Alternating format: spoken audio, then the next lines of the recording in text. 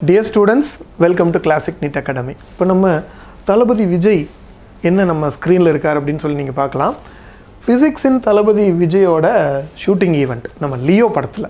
சரியா சார், என்ன சார் அதில் என்ன ஃபிசிக்ஸ் இருக்குது அப்படின்னு பார்க்கலாம்.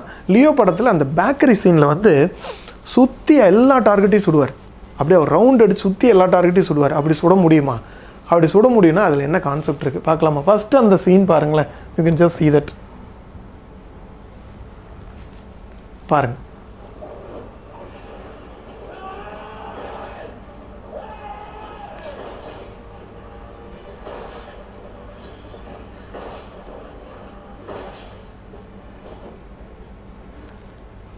சுற்றி அப்படியே சுடுறார். சுடும்போது சுற்றும் போது எப்படி சார் கரெக்டாக குறி பார்க்காம சுட முடியும்? கை வந்து ஆடாதா? அந்த மாதிரிலாம் உங்களுக்கு கொஸ்டின் கேட்கலாம். ஆனால் உங்களுக்கு வந்து அவர் எந்த எக்ஸ்டர்னல் டார்க்குமே யூஸ் பண்ணல. ஸோ இங்கே என்ன அப்படின்னு சொன்னால், நமக்கு என்ன கான்செப்ட், நீட் ஃபிசிக்ஸ் கான்செப்ட் அப்படின்னு சொன்னால், கன்சர்வேஷன் ஆஃப் ஆங்குலர் மொமெண்டம்.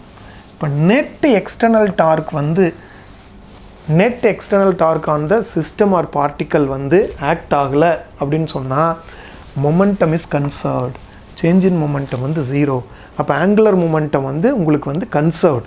ஆக்சுவலாக கன்சர்வேஷன் ஆஃப் ஆங்குலர் மொமெண்டம் வந்து கன்சர்வ்டு. அதாவது என்னென்னா, ஆங்குலர் மொமெண்டம்னா L = I ஒமேகா அப்படின்னு சொல்லுவாங்க. இந்த I ஒமேகா கன்சர்வ்னா மாறாது, கான்ஸ்டண்ட்டாக இருக்கும்.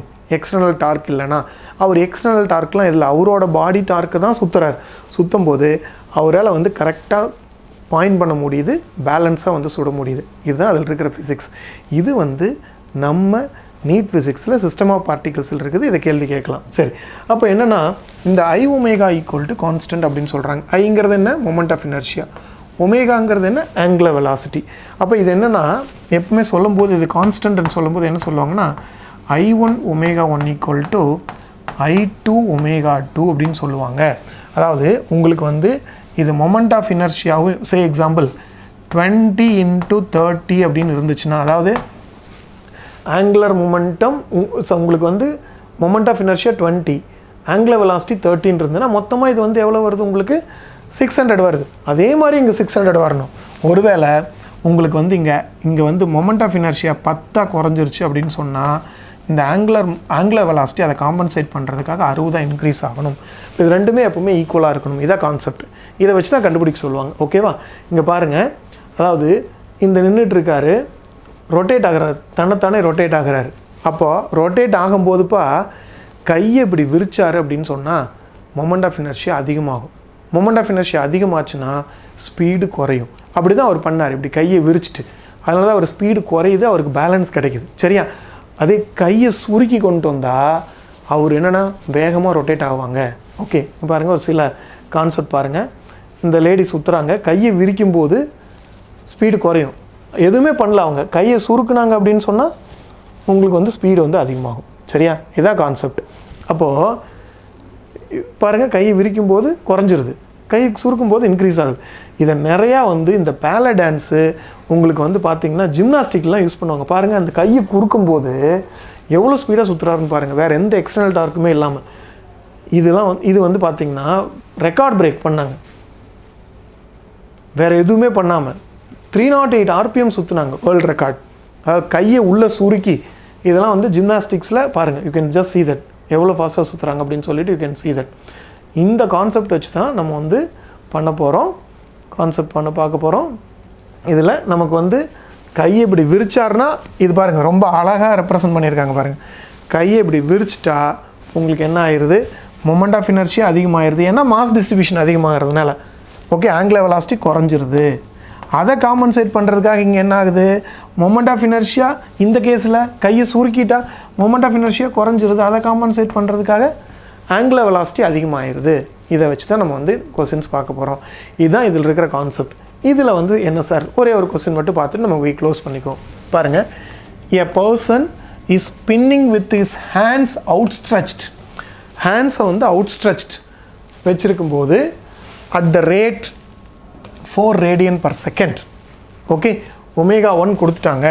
அப்படியே கையை விரிச்சிருக்கும் போது ω1 எவ்வளோ?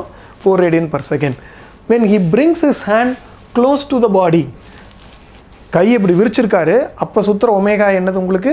ஒமேகா வந்து ஒமேகா 1 4 ரேடியன் பர் செகண்ட். கையை சுருக்கிறார், என்னது பிரிங்ஸ் இஸ் ஹேண்ட் க்ளோஸ் அப்படின்னு சொன்னால் he spins at the rate of 16 radian per second. அப்போ ஒமேகா 2 கொடுத்துட்டார், ஒமேகா 2 கொடுத்துட்டாங்க. The ratio of the moment of inertia கேட்குறாங்க. மொமெண்ட் ஆஃப் இனர்ஷியா நமக்கு என்னன்னு தெரியும், I1 omega 1 equal to I2 omega 2. கரெக்டா? இப்போ இந்த ஒமேகா 1 தானே 4, ஒமேகா 2 தானே உங்களுக்கு வந்து 16. அப்போ இந்த I2 இங்கே கொண்டு வாங்க, I1 by I2 equal to என்ன வருது, ஒமேகா 2 பை ஒமேகா 1. ஒமேகா 2 எவ்வளோப்பா சொன்னோம், 16. ஒமேகா 1 எவ்வளோப்பா சொன்னோம், 4. அப்போ என்ன வந்துச்சுன்னா உங்களுக்கு 4/1 4:1 4:1 ஆன்சர் வந்துடுது. கிளியரா? புரியுதாப்பா? ஸோ அப்போது ஃபிசிக்ஸ் எல்லாருமே கஷ்டம்னு தான் சொல்லுவாங்க. ஆனால் நம்ம இந்த மாதிரி வந்து ப்ராக்டிக்கலாக நடக்கிற ஒரு விஷயத்தை ரிலேட் பண்ணி படிக்க முடியும். சார் ஏன் சார் இது மாதிரி வந்து தளபதி தென் விராட் கோலி இந்த மாதிரிலாம் நிறையா கான்செப்ட்ஸ் ஏன் உள்ளே கொண்டு வந்து பண்ணுறோம் அப்படின்னு சொன்னால், நம்ம கிளாசிக் நீட் அகாடமி பொறுத்தவரையிலையும் ஃபஸ்ட்டு வந்து என்ன நடக்குதுன்னு புரியணும். ஃபிசிக்ஸில் இது என்ன, மொமெண்ட் ஆஃப் இனர்ஷியானா என்ன, ஆங்குலர் மொமெண்டம்னா என்ன, உங்களுக்கு வந்து கன்சர்வேஷன் ஆஃப் ஆங்குலர் மொமெண்டம்னா என்ன, இதெல்லாம் உனக்கு தெளிவாக புரிஞ்சால் மட்டும்தான்.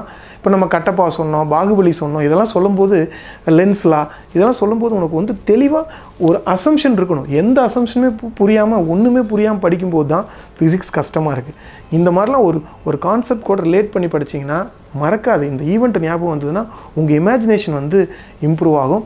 நீட் ஃபிசிக்ஸ் மட்டும் இல்லை எந்த எக்ஸாமாக இருந்தாலும் கிராக் பண்ணலாம். அந்த அளவுக்கு யூ ஹேவ் கேப்பபிலிட்டிஸ். மறுபடியும் சொல்கிறேன், நீட் ஃபிசிக்ஸும் ஈஸி, நீட்டும் ஈஸி. எக்ஸலண்ட்டாக சக்ஸஸ் ஆகலாம். ஃபர்தர் மோர் இது மாதிரி கான்செப்ட்ஸையும் நீங்கள் ஃப்யூச்சரில் பார்க்கலாம். Wishing you all the best. Thank you.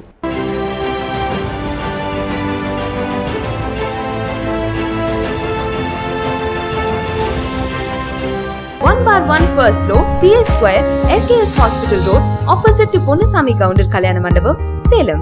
Contact 78670 14165.